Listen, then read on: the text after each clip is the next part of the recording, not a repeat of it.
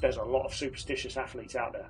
A lot. I think sometimes people confuse superstition with technique. I had to put my left spike on first.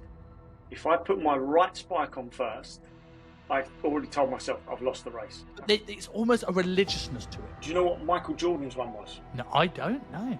He would always wear the same pair of shorts that he got when he was playing in university every single time. Is this superstition? Or if he does this, he realises how badly they're going to stink and everyone gets out of the way so he can have a clear run to the net? Maybe. So, Rob, this is... you've been busy. We got the gym opening. We have some form of launch of ebooks, I see, that are spying around there.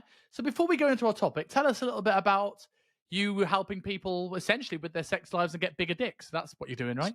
Pretty much, yeah. Yeah. And if you can't get bigger, at least it will be stiffer and last longer and shoot just giant explosions of love juice all over your missus or your fella, whichever one.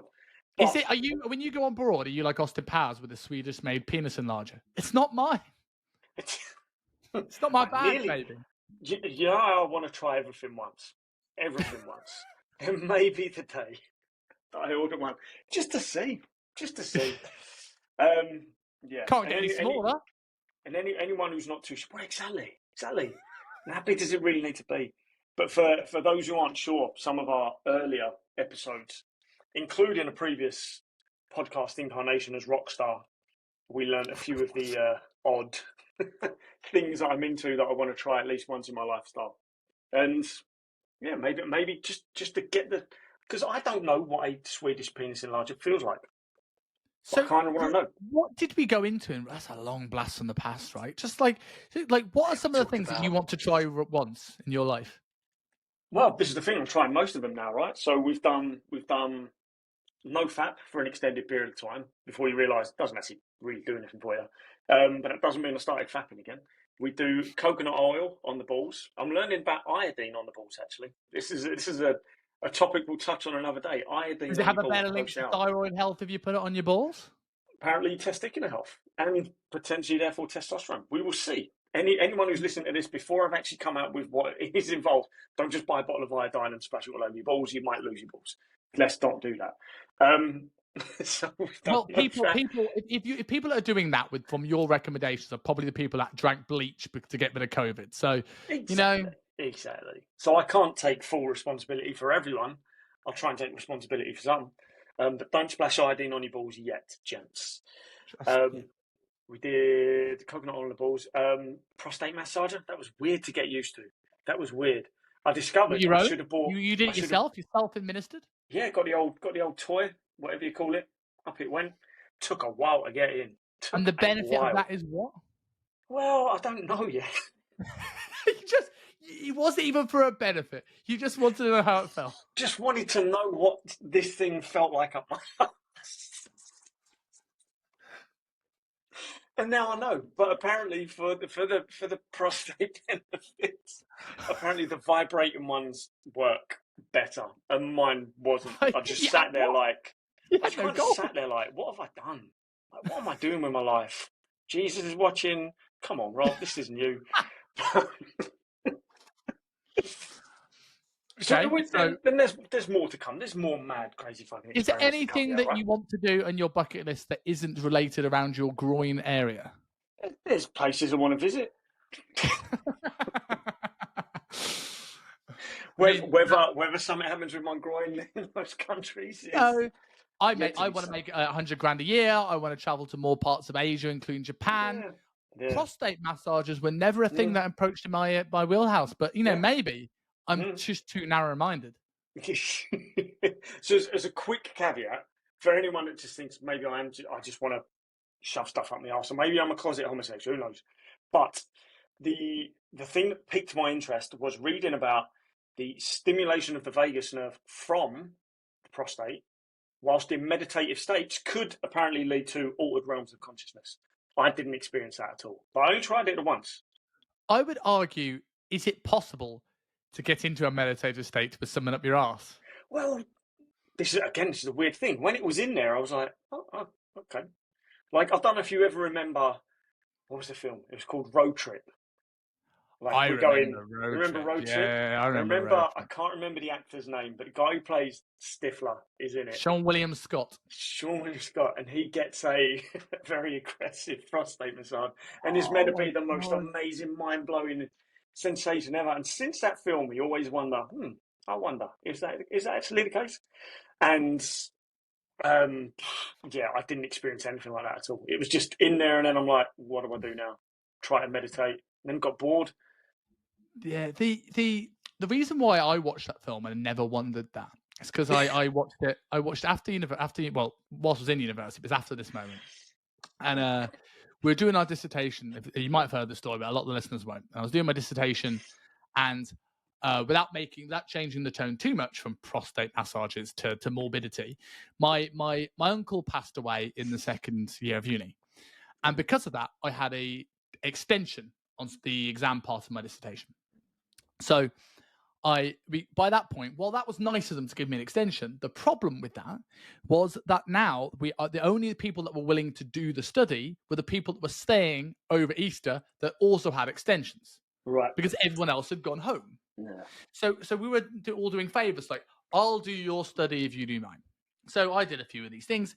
And for people that are wondering, my study was on the effects of creatine monohydrate on intermittent sports activities. There's a lot of talk about weightlifting, there's a lot of talk about sprinting, but nothing like, is creatine monohydrate beneficial for football or rugby or whatever, right? So we did Wingate sprints, like 10 seconds on, 6 seconds off, 10 times. Control group put placebo, other group took creatine monohydrate, went back for a week, switched.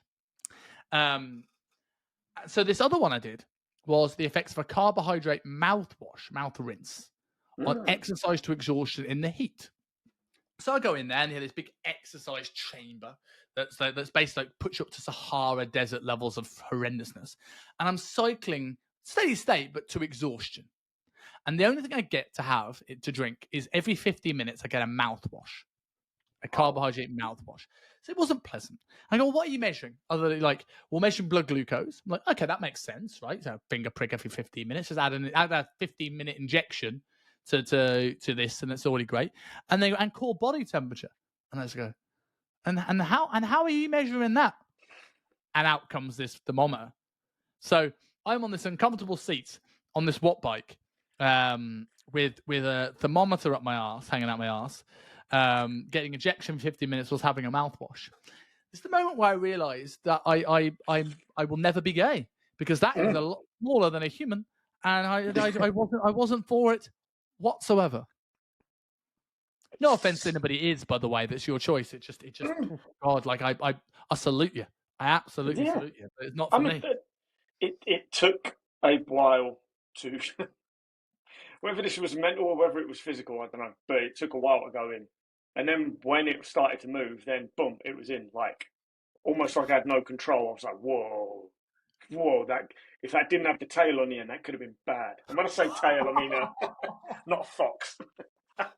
I mean, you're the guy entering the hospital, happy to try and save the story.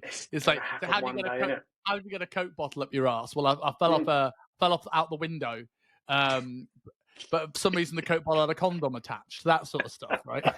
See, I would be brutally honest. I'd say trying to stimulate my vagus nerve anally to see if I could reach altered states of consciousness. And then at least you're going to get fun conversation with the nurses and the doctors, whose precious time you're wasting because you drop something in your ass. So now we've gone into bucket list moments, let's say. Yeah, let's go on to the aim of the topic of the podcast, because you wanted to talk about superstition, which I think is a really interesting topic, and having something that's maybe a little bit off topic. We haven't done an off topic episode for a while, and it might somewhat be relevant. But also, people do superstitions to stay alive. So if you can stay alive long enough because of your superstitions to be able to put something in your prostate, then it's been successful, right? So run through for the listeners why you wanted to talk about superstitious activities today. So it was a random conversation that came up a couple of times this week, based on the topic of superstition and based on a client saying something that they did on the regular, and I was like, "Are you like quite superstitious?" And it got me thinking about, okay, there's the common superstitions that we know about. Don't walk under ladders, knock on wood, things like that. Don't walk in front of a black cat, and all these other things, these popular, almost paranormal type superstitions. And I thought to myself, do I have any? And I don't really have any, but I did have superstitious rituals based on the sports I was competing in, even my training sessions. I don't quite have them now, but I do wonder. I reckon this will be a common theme amongst people that are listening, down to the simplest thing. Like I told you a couple of mine before we got on, down to the simplest thing. I reckon there's people, and I reckon we see it more in gym culture now than we're actually aware of, because we keep a lot of these superstitions to ourselves. We don't let other people know, because that's when Brave people go, what? listening to this. If you're listening to this on YouTube or watching us on YouTube, or if you're listening to us on podcast, pause it, go off the podcast, go onto YouTube, search Simon Kingsley Dutton, subscribe, and then comment what your weirdest superstition is. I will read every single one of them. I'm intrigued about what people come to this stage. But you're right. It's an interesting thing, because it's like the way I always think about it as well. Like having a wife now. That's still weird to say. A wife that has OCD. Like people think it's a superstition. It's just this weird thing you do. I can't walk by a black cat. Oh, I don't know. Walk over 3 drains and your mum dies, or something. Whatever it was, right? Isn't that the thing? Like walk over your mother's grave or something like that. But when you're with somebody that has these things so deep rooted, it's like, where's the nature to nurture line between superstitions? Where's it just become a thing that you've just got into the habit of doing, that it's learnt? Because like Ellie will do rituals, she'll see someone on telly, and I'll never know what it is. She won't tell me what these things are, but she'll see something like the example. And this isn't one of hers, but this example she once gave me, which made me understand, was that she'll see a plane crash on TV and she feels like she has to do a ritual to make sure that is not her fault, that something's not going to happen to someone else. You know, she'll salute magpies. And, you know, if you say the C word, not cancer, not cunt, she'll have to do a ritual every single time. And like, that is superstitions to a 8th degree. Yeah, of course. So like it's interesting where, like, because I think everyone will have a line on this. So you mentioned of like, what are the ones that you've had? Let's talk about ours first, and then we can talk about some of the ones we see in training. What are the ones that you've had in your lifetime? So I had, very early in my athletic career, I noticed, it must have been based on conversation with other people, and then maybe I noticed whether I was doing it myself or not. But I had to put my left spike on first. If I put my right spike on first, I already told myself I've lost the race. I have to put the left one on first. Even so far as left sock as well. Now that's just habitual behaviour, right? But in my mind, in a very small percentage of my mind, that's going, this is going to dictate whether you win the race or not, which is obviously stupid. Do you remember when that started and why? I must have read or listened to or saw maybe an athlete of that era, like we're going way back, we're going 90s. Maybe an athlete of that era had said something similar to that effect in an online interview, in a TV interview, sorry. And I considered whether I do that or not. It definitely didn't just come out of, I don't think I noticed that races I was winning, I just so happened to be putting my left spike on first. Because how would I even remember? It must have been an outside influence first for me to even consider checking. And it, turns out, and I've got a list here for later on, there's a lot of superstitious athletes out there. A lot. And, and it then became a thing where when I came to setting off on the blocks, setting up backwards from the start line into the blocks as soon as they say on your marks, we're going back over 20 years now. So I can't remember the exact foot pattern that I had. If I didn't get it right, it's like my legs would go, no, go back to the line, do it again. So they didn't really mind how long you took to get down as long as you didn't take the piss. Like I'd rush to do, take 2, sometimes even take 3, because it didn't feel right. And I was like, I'm going to have a terrible start because of this. Even though I'm in the blocks, as long as I'm set up in the blocks, it's fine. There's no difference in how I get down to it. But that's one not jumping ahead, but that's why I think people have in training all the time. Like, I think sometimes proper strength coaches, like powerlifting coaches, strongman coaches, and maybe I'll ask Tom Hibbert about this tomorrow, but I think sometimes people confuse superstition with technique.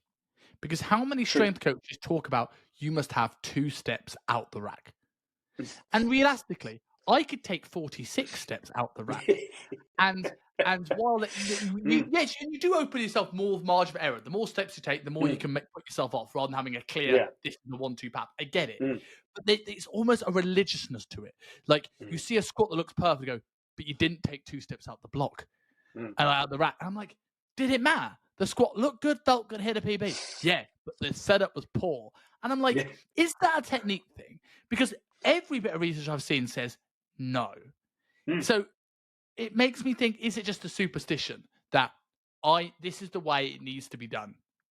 Because this is how I've hit the best lifts. I think we get very addicted to routine, numbers, and just like, I think there is some sort of, I could be talking complete bollocks here, but I think there is some sort of muscle memory, not in terms of how we understand it, but in terms of, right, I hit a PB on my squat. Let's say I hit a PB 5 reps or something like that.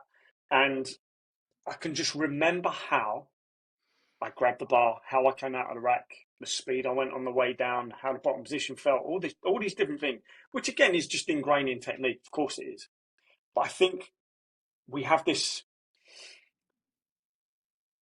whether there is any truth in this or not, but I think there is some sort of memory that the next time we come to do that, if we do it differently, like the body's learned how that felt. If we do it differently, there'll be a different sensation. And that could either be a better squat day or a worse squat day. And we start going, well, I squatted this last week. How comes I can't do it this week? And rather than look at the actual influences of maybe you ain't slept, maybe you ain't eaten right, maybe you ain't stretched properly, or maybe you ain't warmed up right, all these different things, we'll look for, well, maybe it's because I walked into the rack this way instead of doing. People have their favourite benches, people have their favourite racks. Like and it is really, it just comes down to superstitious behaviour. Because it doesn't matter what bench you're on. It doesn't matter what rack you're on. It doesn't matter. People have their favourite bars. Now there's merit to whether you use, Texas bar, power bar, whatever. But there's people that have their favourite bars that there's no real need. It's the grip. It's the knurling on the bar, right? Like that I feel that is slightly different. But at the same time, it's like maybe it's because I just learned the maths this way.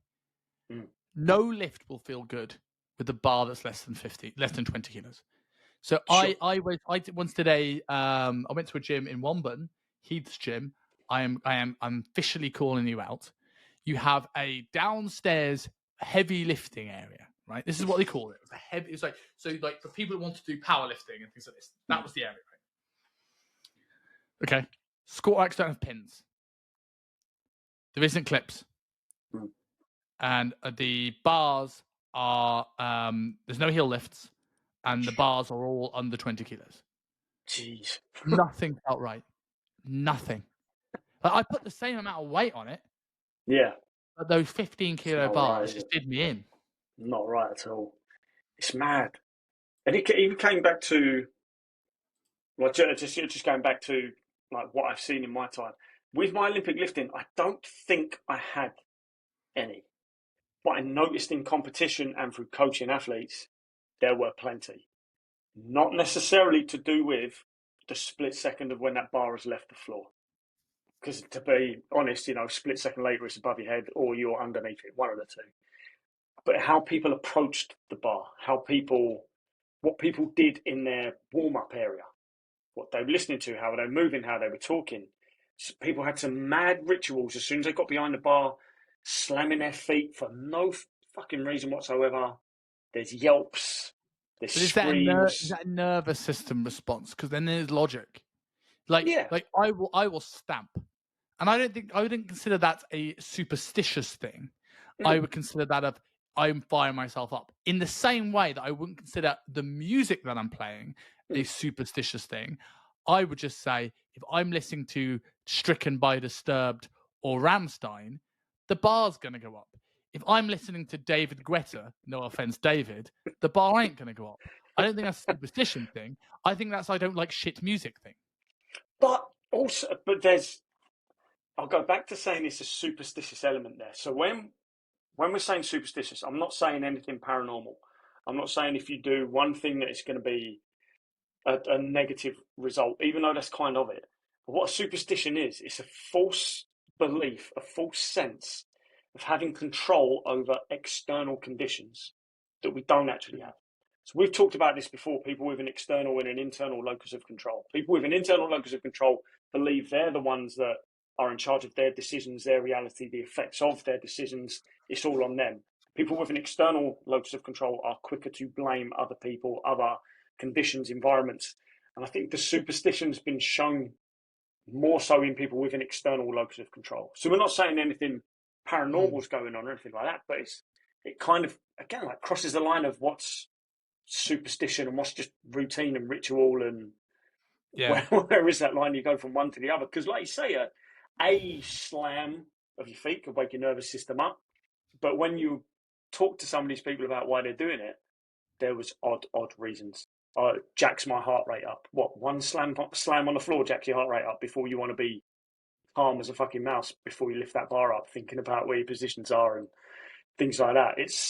And again, like yelps and noises and things like that. And I honestly believe a lot of the gym uniforms we're seeing people wearing now come down to some sort of superstitious belief. So, like, what things are you referring to in gym uniforms? Because I can come up with a few of these, I think. One, how their bag is packed, how their built for athletes bag is packed.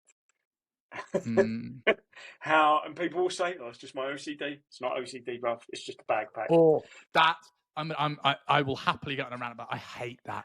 I will happily put them on the phone too. Yeah, like we'll like we spoke about it earlier on. Some of the things that Ellie does, and then when someone just likes a tidy like desk, I'm like, yeah, go fuck yourself. Like it's not the same. I see people go, "Oh yeah, I've got clinical OCD." Clinical diagnosed OCD, and all you've said is like, "Oh, I like to make sure the washing up's done." No. You're a prick. Like, you have not a fucking clue what OCD is. You really haven't. I hate it. I hate it so much. God. You have no idea. It's like people go, "Yeah, I have ADHD." Well, what do you mean by that? I can't. I'm a bit distracted. Yeah. You know, Pass it it's like still. I have depression. I'm a bit sad this afternoon. Like, no one would say that. But the OCD thing is so used. Oh, I'm a little bit bipolar. I'm a little bit bipolar. Why? Because I was sad this morning. I'm happy this afternoon. Like, you wouldn't say it. So, I'm sorry. I'm going off. The sad thing is, there's people out there flipping saying it. It's the saddest thing. Like, there's people full on believing that. But you do get it. You do get it with like, I think like two strap versus one strap bags. Yeah. You'll get people wearing certain shoes. Like in that sometimes it's the new shoes. I get new shoes. I feel like my lift's gonna go up. Is it? Is it? I bought some like new Metcons. I all of a sudden was like, it's the most I've wanted to squat in a year. You know, and like I see things like that. I see making sure people have the right clothes. I've seen loads of different things like this where the weirdest, like not the weirdest one now, but the one that's I think is more common is HRV. Because now people take HRV on their Oura Ring or their Whoop Band, and now they let that element of I'm in control of my health dictate how they feel going to the session. I've seen people with poor HRVs hit PBs, and I've seen people with amazing HRVs fall to bits. But I've generally had people going, "Sorry, my watch says I can't train today," and I'm like, "Get under the bar." What are you doing? That's ridiculous. I'll never forget one of the days my athletic team, our coach was stuck in severe traffic. 100 meters was always our first event, and there was 4 of us running in it. And once we got off the coach, we had about 10 minutes before our event was due to start, like as in your race is about to go onto the track. So 10 minutes to warm up. Well, we've still got to get there. We've got to drop our stuff off. We've got to register. We've got to find out exactly what lane we're in. She had like 5 minutes. So there's no warm up. You just run. On the day, all of us ran amazingly. And we joked, okay, no more warming up from now on, which was obviously a bad mistake that we learned the hard way, some of us. But you would watch people in their own little worlds doing their warm-up routine. Some people wouldn't let you talk to them. Like, and I get it. Like, you want to be focused. You don't want anyone to disturb your zone, your mojo that you're in at the moment. But it's amateur athletics, bruv. Come on, you're not fucking Linford Christie. Let's calm it down a little bit. But then, like, you learn, well, top athletes do have this superstitious behaviour at the same time, and you can't say this comes back to the people saying they've got OCD and things like that. And when you can have call a them out, purple superstition colour. I forgot to put it on. I like that. Like Prince. Prince was superstitious. But like these crazy false beliefs that we have. And when I say crazy false beliefs, I mean beliefs that have zero basis in fact whatsoever. Because what you think might happen the other side has never actually happened. So there's no actual hard evidence whatsoever.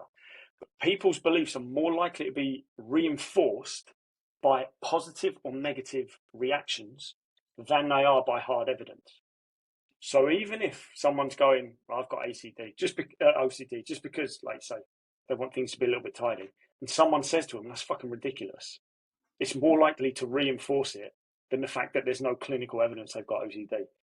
Or a positive reinforcement by someone going, oh, yeah, I've got that too. Yeah, we're so OCD, aren't we?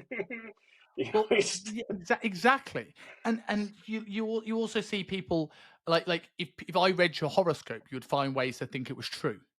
In the same way that when people go like I bet when before you got an ADHD diagnosis, there was an element for you that was sort of like I find other things that go, oh, I've got that, and I've got that, and I've got that, and I've got that, and you'll find things that's confirmation bias. The ADHD diagnosis before the ADHD diagnosis came in, and this is why I think so many people now have ADHD, because they think I'm a little bit forgetful, because my nutrition's crap and my sleep's poor, and then assume they've got a diagnosis because it's the done thing. And I think that's where a lot of these superstitions come from, is that they'll do something, they'll get either a positive reinforcement that has nothing to do with that thing, but they'll link it to, well, I put my left sock on first, when there's no logic to it at all. There's no logic. That's the thing. There's zero logic to it. It's emotional behaviour, which we know is not the best way to do it, and it's anxiety-based behaviour when you think about it, because it's a false belief that something is going to go wrong, that there's a negative thing about to happen. Anxiety is fear of an unknown future.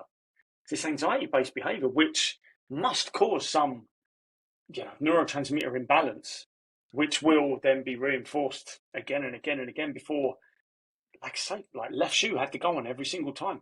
Now I don't give a fuck. I don't give a fuck what shoe. I don't even realise what shoe goes on first. Doesn't make a difference to me anymore. Do you think sometimes, like, superstitious, like, I never consider myself superstitious. Like, I'm never a person that wouldn't walk under a ladder or worry if I broke a mirror. I still did these things. And I wonder if I didn't do these things because it's like, well, it's not that I think things will go better or worse if I do them. But now I am doing them. I don't want to take the risk.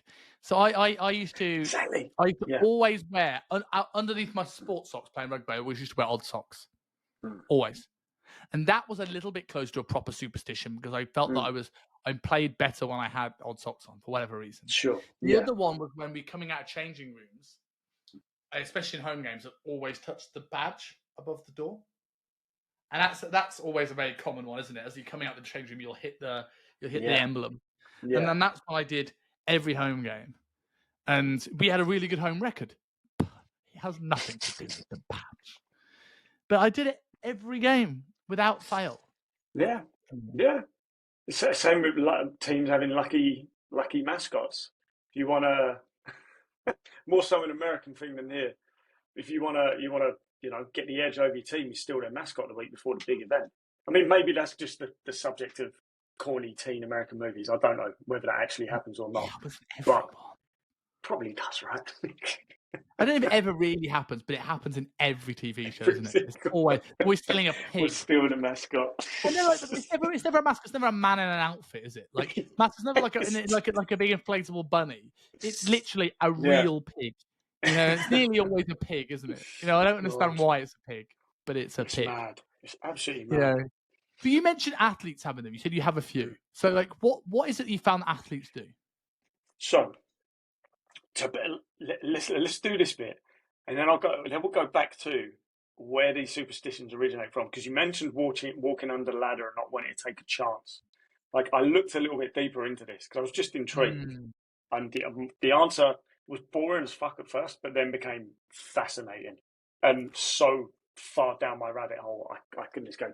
Have a guess what the most superstitious sport in the world is. This is documented. The athletes in this sport hold the most number of superstitions. Some athletes holding several themselves. I never would have guessed it. So, okay. Are we talking a individual sport or we like athletics? Does that count? A team sport. Okay. A popular team sport. So it's not golf. I was going to go for golf. Okay. Because we know Tiger Woods has. We know Tiger Woods has got superstitions. Yeah, like he has to sleep with someone's wife before he goes on onto the tour. Sorry, don't sue me, Tiger Woods. You are the greatest of all time. Absolute joke, like unbelievable. But I tell you what, like I bet if someone's dad had a superstition, it was Tiger Woods' dad, right? Like you've heard the story of Tiger Woods' father, right? Like I don't know whether I consider this really good parenting or child abuse in the sense that he goes, like because he was hard on him, but he always had an out, right? Like it was never a abusive thing. Like Tiger had the opportunity, he could have gone, don't want to do this anymore, Dad, and he never did it. Yeah, never did it. Like the guy is, that's unbelievable. But is it football? Give me helping hand. It's an American sport, of course. It's baseball, isn't it? Baseball. Of course, it's baseball. Yeah. I would have guessed that actually. Now I think of it. But we have some people. Some are baseballers. Is that what you call them? Baseballers? I don't know. That doesn't sound right, but I'm using it. I don't care. Back on mitt catchers. Sorry, American fans. We do have listeners in America, and I'm very sorry that it is your pastime. But on the other side of the coin, it's rounders, isn't it? It's rounders. It's 100% rounders. It's rounders with better music, costumes, and rules. But longer rounders.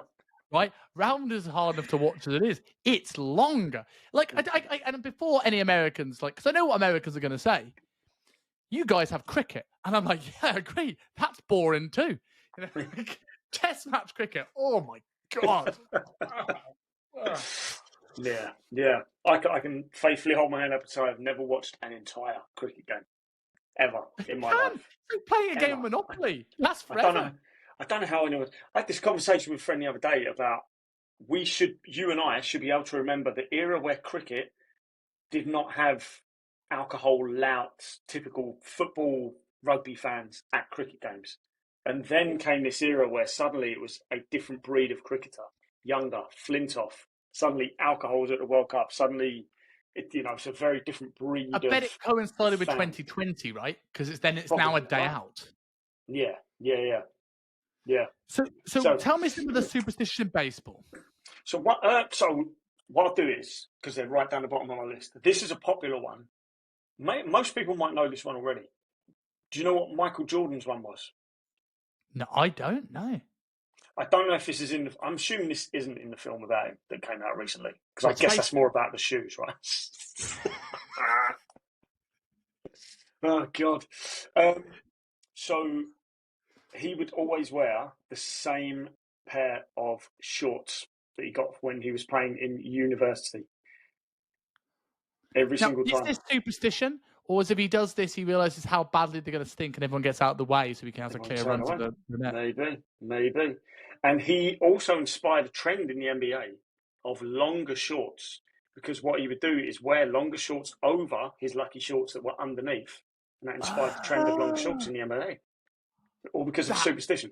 That's so interesting. It's mad, right? It's fucking mad. Really interesting. I was like, whoa. Oh my Everyone has longer shorts now, to the point where, like, people wear like the basketball jersey and long shorts in regular attire. Like, and shout out to Lloyd Stevens, who I used to work with, South African PT. We used to work with the UP, and he used to wear long basketball shorts all the time. Mate, I've got my Under Armour Jordan ones high I've got heels. on now go below the knee. Like, it's so common. Everyone's wearing them more than short shorts. Bjorn Borg, the tennisser. Yeah, I knew he was superstitious. I don't know what it was, but so he would always wear the same, again, similar thing. He'd wear the same shirt every single time. He was the originator of the lucky beard. So he would always make sure his beard was grown for competition and wear the same shirt. Apparently, this then became a popular superstition that was adopted by NFL, NHL, a lucky beard. You grow a beard for competition because it's lucky. Can you imagine this? Imagine you were superstitious and you couldn't grow a beard well. You were like, I'm doomed.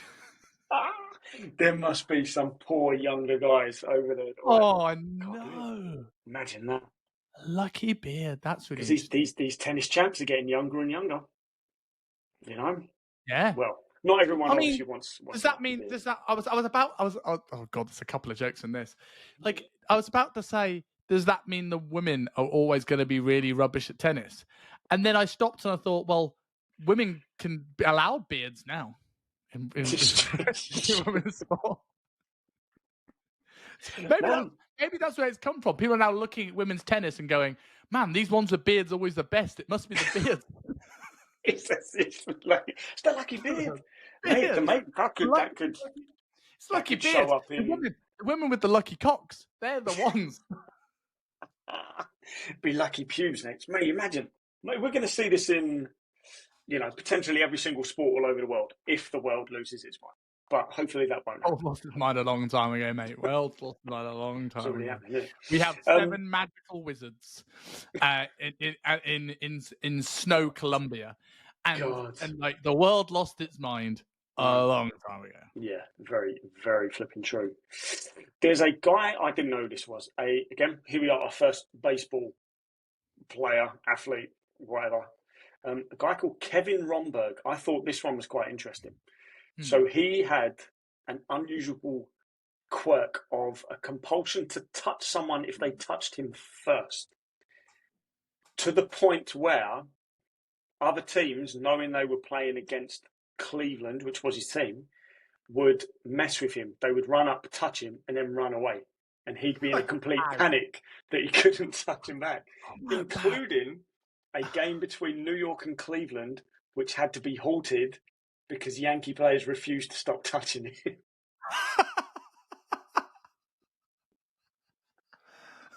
Oh, it's so funny. It's brilliant, though, right? Yeah, he had to touch him back. Otherwise, maybe there's an element of OCD in that one. Maybe. Yes, it might be a genuine struggle. So apologies for laughing if it is a genuine trouble.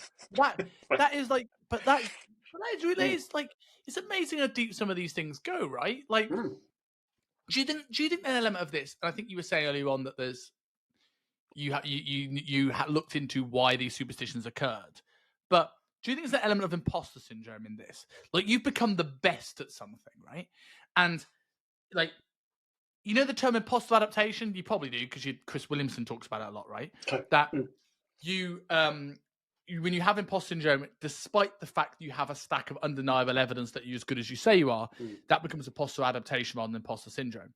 So if someone has imposter adaptation where they get picked for one of the best teams in the world at their sport, then maybe they got they hit a number of home runs in basketball, like score a number of tries in rugby, and they can't admit that it's them. They can't admit that they're just good because they have this imposter adaptation that they now associate the thing that's allowing them to do well. It isn't talent, isn't hard work. It's I have to touch Jane over there or Steve or Billy Bob. I have to put a sock on that way.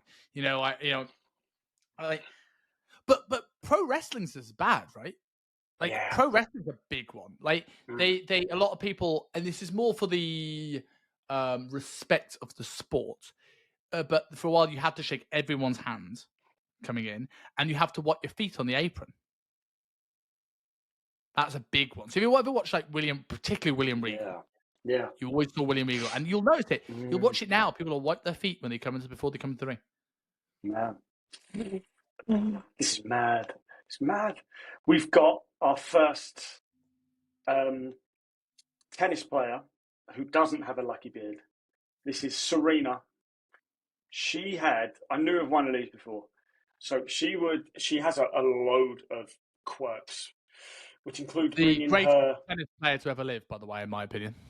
Ooh, intriguing. Including the lies. I think it just like I saw the interview with her where she went like, "Would you play Andy Murray?" And she's like, "No, because I get destroyed." I thought, "Oh, that's a wonderful level of humility and understanding." Yeah. But in relation to her own bracket, her own gender, she is the greatest player that's ever. She's amazing. Like she's just It's one of those head and shoulders above the red, like literally as well because she's a monster. But like head and shoulders above the female competition. She's like you could look at her like the Titan of tennis, right? She was not only brutal, but she inspired fear in her opponents, no matter who it was. You just felt it through the TV screen. I saw an interview with Butterbean the other day who said he could knock out Tyson. He's lost up like that guy. Poor geezer. Never got knocked out though. He's unbelievable. What a he's guy. good. I don't know if he'd knock out Tyson, but he might. He's bigger than him. It's true. It's true. So Serena Williams is Superstition. Let's go back to this. Serena would bring her shower sandals to the court with her. She would tie her shoelaces a specific way, without the detail of what that way is. And this one I found interesting. She'll bounce the ball 5 times before her first serve and twice before her second. Every single time. She also wears the same pair of socks during a tournament, which obviously a common one that we're seeing. But she's actually chalked up major losses, not to the other opponent being better than her, but to not following her routine of shower sandals, shoelaces, bounce the ball 5 times, bounce the ball twice. She's chalked up losses to that. Not the other. Is there an element of arrogance to that, though? Like, does she truly believe that, or she's like, they didn't beat me, I beat myself? Yeah. Considering they're masters of the media game as well, it's a bit, yeah. I don't know about that one.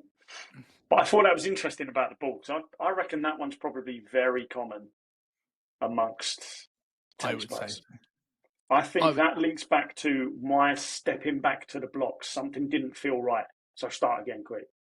Whereas in that 5 bounces of the ball is probably their chance to maybe deep down it is just getting into the zone in some way. You know, I thought it was quite interesting. We've got a few basketball players that wear the shorts of the. This can't be superstition. This just has to be pure ego and bravado. This is America. It's an American-dominated thing. I'm sure there are lots of British people that. I'm sure there's a lot of British people that are superstitious too. But have you noticed that this is a lot of American sports or American athletes? Obviously, Bjorn Borg being the exception. Yeah. But they're all of them other than Bjorn were British, right? Big thing over there. And for what reason? Who knows? Maybe there's something. Maybe there's something in that cultural thing potentially. I didn't know who this guy was. Jason Terry, a basketball player for Dallas Mavericks. So similar things like wearing the same pair of socks, eating chicken before a game, stuff like that. I don't know if that's a superstition, but every night he would go to bed before a match wearing the shorts of the next day's opposing team. So, that's interesting. So I was like, okay, just maybe their mindset. Yeah, maybe it's a mindset thing, it's an ownership thing, it's a bit of an egotistical thing, but maybe he just wants to walk onto the court knowing that his dick was touching the shorts of the other team. I don't know. Maybe he paid a little bit. Who knows? It's an odd one, I thought, but a different quote because I hadn't heard of that one before. Do you think here's one that is also a very common superstition that despite the books you're now selling, you might be able to tell me this is legitimate or not. How much difference does not having sex before a big game make? It's a common thing, right? I think deep down what it comes into probably is just the effect on your sleep. Some people will be absolutely knackered and have the best night's sleep of their life. Some people, which would be good for an athlete, right? Some people, that could actually disrupt their sleep. And if you've got a big game, match, tournament the next day, that could screw things for you if your sleep's off. But I think it's more just a focus thing. Like it's a bit of abstinence to think about what you've got to do tomorrow. That's where all your focus should be, not on banging someone. But again, has it originated from superstition? It's interesting because people will claim there's elements of aggression, especially for boxing games. But I don't feel. Maybe too much information here, but I don't feel wake up particularly more aggressive if I haven't enjoyed myself the night before compared to when I have. No. You know, like I don't wake up just being like, I'm ready to fucking go. So it's like, how much difference in your testosterone does it really do? Like over, like, in that moment, I could provide you with evidence of that. But 8, 9, 10, whatever the hours later before the fight, like, does it? I don't know. And I was thinking about rituals. We're talking about this being a mainly American thing, but then I thought rugby kickers. Right. Like how much of this? Everyone remembers Johnny Wilkinson's hands. Mm-hmm. Owen Farrell, sort of crazy eyes, who goes before he kicks. No, we see this all the time with people having a certain routine, certain hand gesture, amount of steps to take to the ball, and they're all different. Because you could say it's technique, but you think you could, with the sports scientists that they have in these games now in the professional game, you could probably work out the most optimal amount of steps, the length of the swing you need to hit a rugby ball. Yet everyone has a different routine, which suggests there's an element of superstition here. Because, like for sake of argument, in high jump, you don't get that. Everyone does the Fosbury flop. Like people never used to, and then they realized the Fosbury flop was the best way to do a high jump, and now everyone does it. Yeah, and so I'm sure could be the same in rugby. It's got to be, right? There isn't, which means people go, I don't care. I need to do it my way. I'll be amazed. Probably not amazed. I'd be interested to know what percentage of crowds at rugby matches, football matches, are following superstitious behaviour when they go to the game. Are they wearing the same shirt? Are they trying to sit in the exact same seat with some belief that if they don't, it's going to affect the result of the game in front of them? I think the percentage would be higher than we recognise. Not everyone, obviously. Other than the sevens, I've noticed one, right? Other than the rugby sevens, because you see 300 games, right? Okay. Whenever I've sat in the south stand behind the posts, my team has never lost. Wow. In 33 years of watching rugby live, never. Wow. I saw Scotland beat Australia behind the south stand.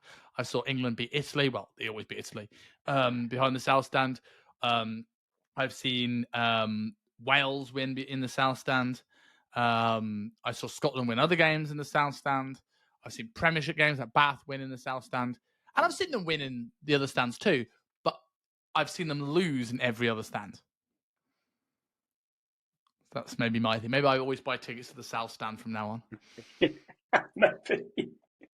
I thought this one was quite interesting. A ice hockey player called Patrick Roy. I know of Patrick Roy. Yeah, I don't know much.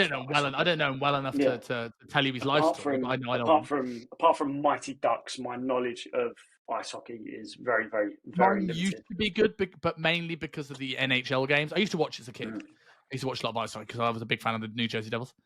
Okay. That's way beyond me. See, he had before every game. I thought if he's doing this during the game, it's a mental illness. But before every game, he would skate backwards towards the net before turning around at the last second because he believed it made the goal shrink.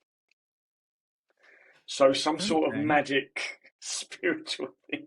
So before every game, he'll skate backwards towards the net, and then at the last second, he'll turn towards it because he believed it made the net. Which again, now we're going from superstition to full on.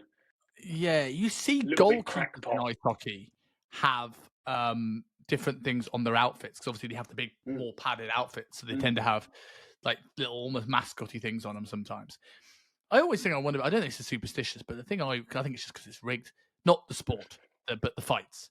But like the amount of fights you have, right? What I've never understood is the first thing they do is take off the helmets, and the second thing they do is drop the stick. And if I'm in a fight, I want to have the thing that protects my head stay on, and I want something I can hit. I want a weapon I can hit someone with. Hell yeah. That's so true. That makes no sense when you put it like that. Yeah. What did they do? Oh my God. Oh. And then I'll do one more because this list is long, and a lot of them seem to involve eating chicken the night before. And I'm like, man, there's good basis for sound athletic nutrition in that. Like, you shouldn't just look at it as a superstition. But a UFC light heavyweight champion, I'm going to butcher his name, Lyoto Machida. Okay. Brazilian Shotokan karate master. He drinks his own urine, but he does this on a daily basis. So it's not like he downs a pint before the fight. Like Just in the octagon. No wonder he wins. No one wants to go near him. I'm in trouble. I'm in trouble if this guy's doing this. There's a big chance of I ever knocking him out. Just imagine that. He's on top of you, and piss all dribbling out of his mouth on the other. Of course you tap out. Of course you would. But he believes that, kind of old school, that urine is a natural medicine that contains all the antioxidants that you've pissed out, including the toxins that you've pissed out, and you put them right back in your body for some stupid fucking reason. It's quite a common thing. But he equates that to why he wins his matches. And at the time of this article being written, which I cannot give you a date, at the time of it being written, he hadn't lost a match, hadn't lost a fight. So, again, we're reinforcing that belief that drinking your own piss is going to make you a world champion, undefeated fighter. So where do you think these things come from? Like why are people superstitious? So I looked at, so it comes back to, some people have external locus of control, some people have internal locus of control. Those with the external are more likely to have superstitious beliefs because they're more likely to put the blame or just think the external effect has caused their direction in life, their situation, their environment, whatever it is. There's also an element of, when you look at some of these superstitions, there's not walking under a ladder. There's not stepping on cracks on the pavement. Now, to me, I looked at it as, maybe this comes from a cultural health and safety thing. Like, you don't walk under a ladder because, mate, he could be painting at the top of that ladder and drop his paint, his hammer, whatever. Ladder could be about to collapse. He could be about to fall off. If you're underneath it, you're going to get more messed up than he is. In terms of stepping on a crack, well, that crack could be unbalanced and the pavement could flip and you could trip over and hurt yourself, or water shoots out after a storm, whatever it is. I thought maybe it's more to do with those things. But when you go deeper, it goes back so much further. Not walking under ladders is found in ancient Egypt. And potentially even further. It's found in old Christianity. It's all over the place. It's mad. The ancient Egypts believed that ladders were high enough to reach the gods, and if you walked under a ladder, a god could be coming down, and you're not meant to look at a god or whatever the hell it is. In Christianity, the ladder, the 3 points of the ladder represent, they're a triangle shape. They represent the Trinity, the Father, the Son, the Holy Spirit, and to walk through the middle of it breaks that Trinity. It also goes way, way, way back further in the ancient Egypt. And this is the same with the cracks in the pavement. And some people who have superstitious beliefs about cracks in the mirror, which is a very, very common one, 7 years bad luck, all three of them are linked to beliefs about portals. That triangle is a portal you're going to walk through. That crack is a portal in the mirror in the pavement. So don't step on the portal because you could be transported What is the assumption? Because obviously at this point there was an element of fear of the unknown, I suppose, there.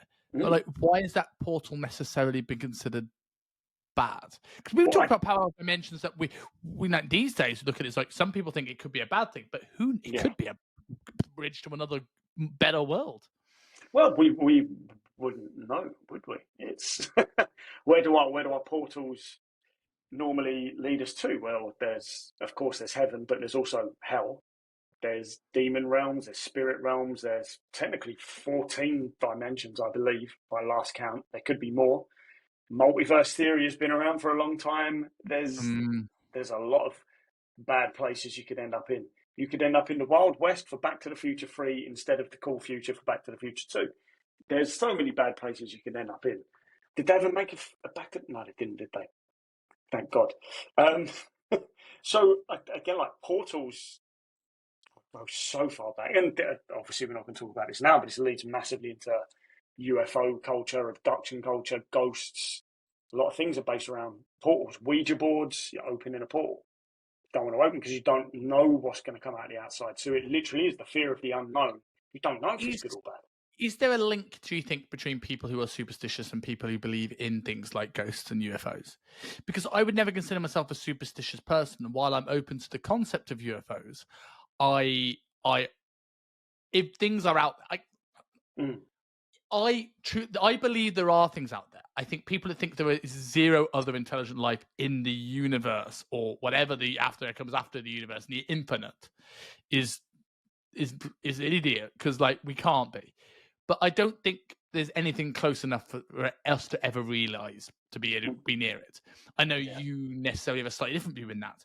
Would that mean you be more prone to superstitious than me? In the same way that someone who believes in ghosts would be more likely to be superstitious because that could trap you in limbo, or you might end up seeing an evil ghost or get haunted. Whereas I just like, well, you break a mirror, it's just a mirror, I'll replace it. I think it probably is that, right? Maybe that's where a lot of these, ghosts in the woods, don't go into the woods, the spirits live there, the demons live there. Maybe that's where a lot of these things come from, is the people who are more susceptible to false beliefs are the ones that take things a crazier direction, which is then reinforced through positive or negative reaction rather than the actual basis in fact. Or stories that parents tell the kids. So obviously there was a big superstition around the Slender Man, right? So you were looking at the Slender Man, and that was more a very loose reality of two kids being abducted, basically, and then killing. Well, they didn't abduct anyone. They said they saw the Slender Man. These two kids went mad and killed somebody. I think that if I remember correctly. I used to know it better than I do now. And they blamed this Slender Man they saw, probably someone that they were going slightly mental. Yeah. But like, and that became like a story of not going into the woods because the Slender Man. You know, is there things like this where it's more like these urban legends passed you down, which started off as something a much more graphic, that then became don't step on a crack in the road. Yeah. You know, like, and if you're more prone to believing these stories, you're more likely to be influenced by them.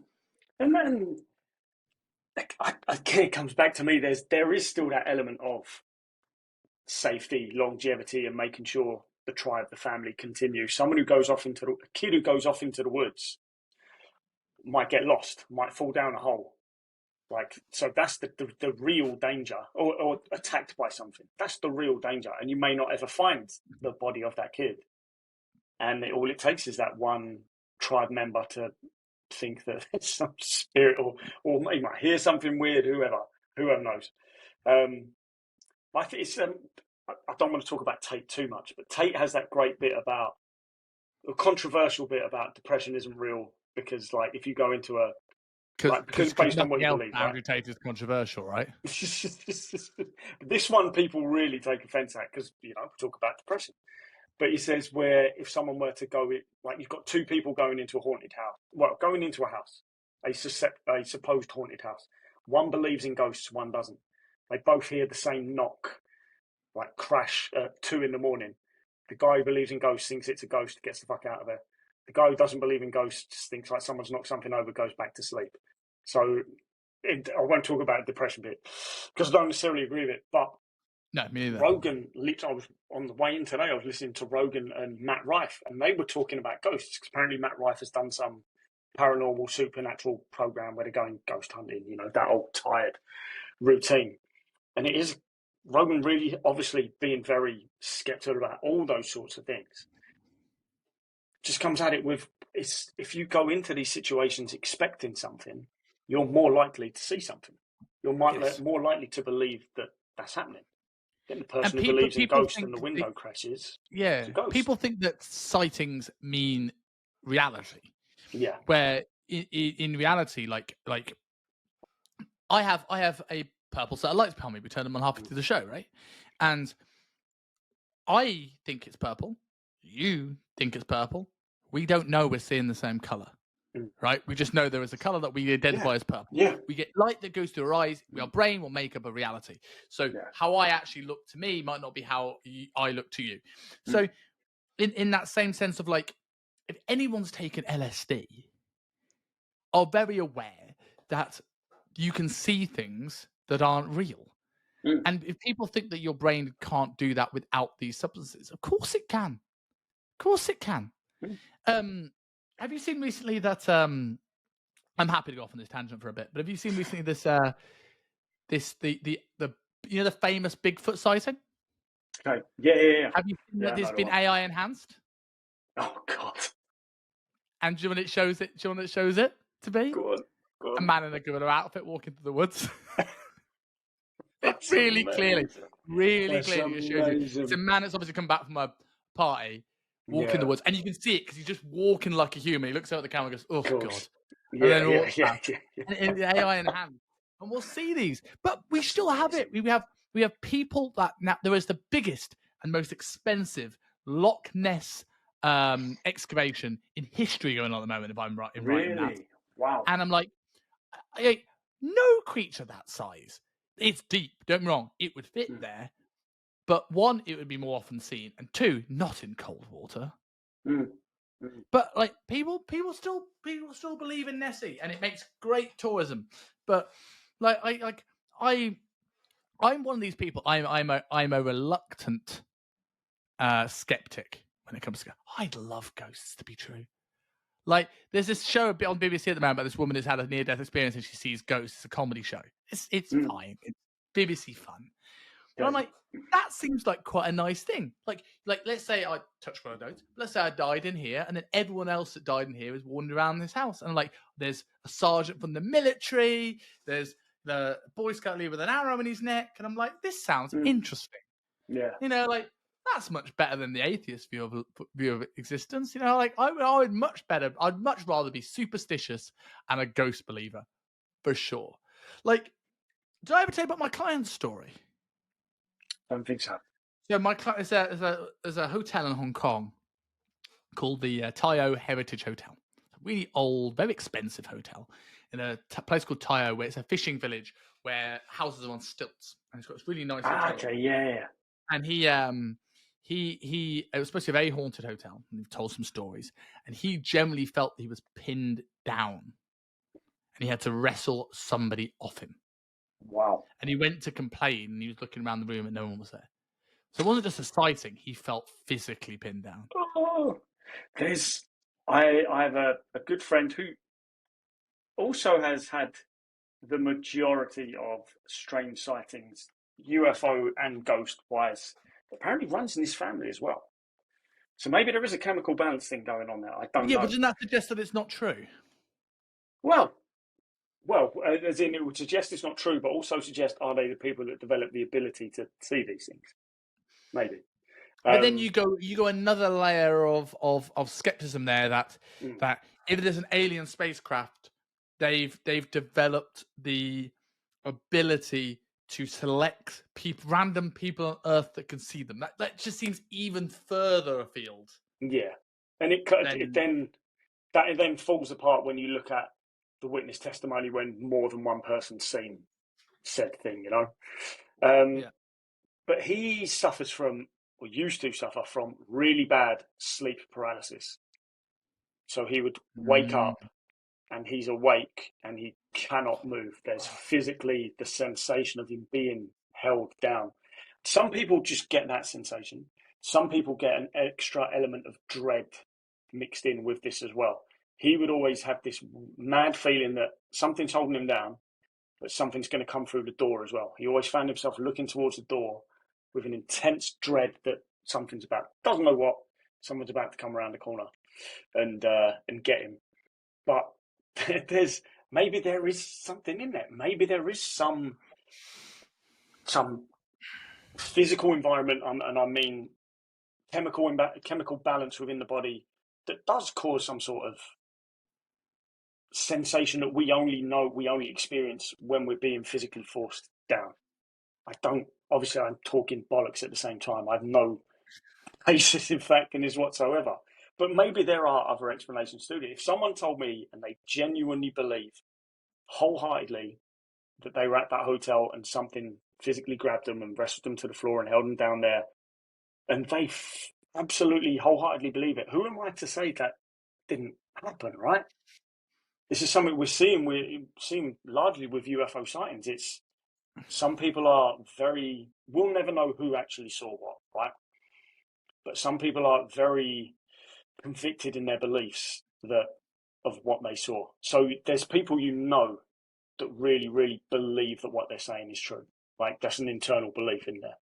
They're not just saying something for a quick reaction or a bite. You can tell the ones who are like, man, they really mean this, that they saw that. And who are we to say no? They didn't. I think that's an interesting place to call it, and I think we'll definitely have to do another one of these at some point. Yes, like a real off-topic one. Maybe we'll do that. We do the episode we spoke about. We're doing it whilst we're ghost hunting. Like, do an episode in a haunted house with a couple of mics. Oh yeah, hell yeah. We'll definitely see some ghosts. Yeah. I mean, you just know that if we do this, we are not allowed to say the date that we're going to do it, because someone will just dress up in a Michael Myers mask and come and freak us out on purpose. Of course, and then there will be a death. Yeah, probably the person dressed as Michael Myers, because we'll first live death on podcast. Yeah. So for people who want to go and get your ebooks and learn about how to get so much testosterone that if any ghost comes and attacks you, you can hit them with your dick. Like, where can people find these books? There is one proven way to fight off ghosts. I think that's in the Bible. That's why you stake him with the heart. You stake him with the heart with your dick. that's how you use the right? They said wood has to be wood. Yeah, you can find me most actively Fat Loss Fastlane on whatever social media channel, where I'll be talking a hell of a lot more about men's health, men's hormones, testosterone, longevity as well. And I'm not going to tell you to stick anything up your ass. I guarantee you now. If I tell you at any point stick anything up your ass, feel free to ask for a refund. Although, let me caveat by saying there is one thing in the erectile dysfunction book about prostate stimulation and ED. So, if you read that bit, it doesn't mean you get any money back. But yeah, this is what I want to do now. So Fastlane, and for anyone, again, if you've listened this far, like, subscribe, YouTube, share your favorite episodes. By this point, this one goes live. Coaching Confidence will be officially live, the new upgraded, new and improved. And Rob's seen the site; he knows it's new and improved. Self-made university course. So if you're interested in that and learning from me, I might get you to stick some of your ass. I can't promise anything. Then drop me a message at Kingsley Dutton on Instagram. Rob, pleasure as always, man. Thank you, man.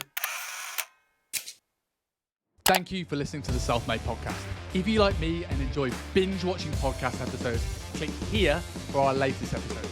And if you want to stay in touch and find out when the latest episodes go live, click here to subscribe to the channel.